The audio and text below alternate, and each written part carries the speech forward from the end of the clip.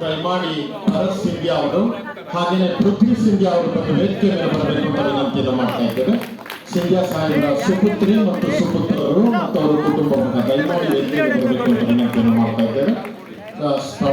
ಸ್ಥಳವನ್ನು ನೀಡಬೇಕು ಅಂತ ಹೇಳಿ ನಮ್ಮ ಸ್ಕೌಟ್ಸ್ ಅಂಡ್ ಗೈಡ್ಸ್ ನ ಸಂಗಾತಿಗಳಲ್ಲಿ ವಿನಂತಿಯನ್ನು ಮಾಡ್ತಾ ಇದ್ದೇವೆ.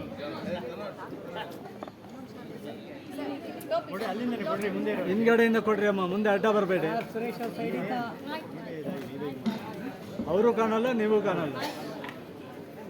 ಶ್ರೇಷ್ಠ ಸಾಧನೆಗೆ ಶ್ರೇಷ್ಠ ಗೌರವ ಪಡೆದ ಸಾಧಕರು ಡಾಕ್ಟರ್ ಸಿಂಧ್ಯಾ ಅವರು.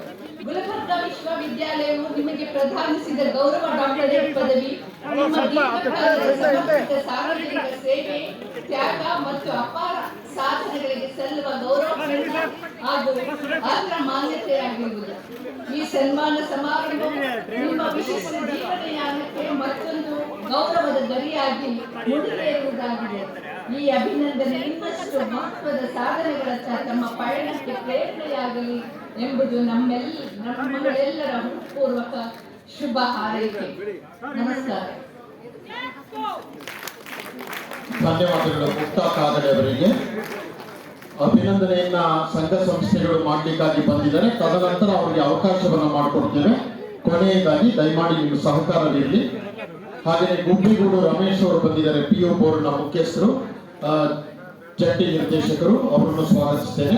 ವಿದ್ಯಾಪಾನ್ ಶ್ರೀನಿವಾಸ್ ಅವರು ಬಂದಿದ್ದಾರೆ, ದಬ್ಬಾಡಿ ರವಿ ಮತ್ತು ಸ್ನೇಹಿತರು ಬಂದಿದ್ದಾರೆ, ಅವರನ್ನು ಕೂಡ ಹೃತ್ಪೂರ್ವಕವಾಗಿ ಸ್ವಾಗತಿಸ್ತೇನೆ. ಈಗ ಅಭಿನಂದನಾ ಸಮಾರಂಭ ನೆರವೇರ್ತಾ ಇದೆ ಬಂಧುಗಳೇ.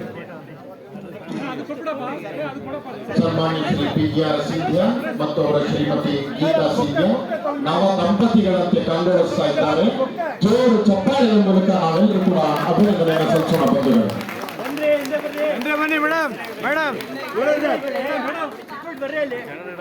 ಮೇಡಮ್ ಹಿಂದೆ ಬರ್ರಿ. ನೀವು ಅಯ್ಯೋ ರಾಮ, ನೀವು ಬಿಟ್ಬಿಡಿ. ಕಾಣೋದಿಲ್ಲಮ್ಮ, ಬಿಡೋಣ. ಈ ಕಡೆ ಬಾ, ಹಿಂದೆ ಬಾ, ಹಿಂದೆ ಬಾ, ಹಿಂದೆ ಬಾ, ಹಿಂದೆ ಬಾ, ಹಿಂದೆ ಬನ್ನಿ.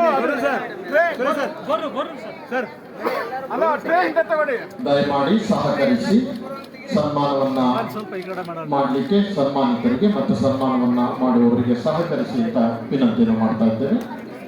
ವಿವಿಧ ಸಂಘ ಸಂಸ್ಥೆಗಳಿಗೆ ತದನಂತರ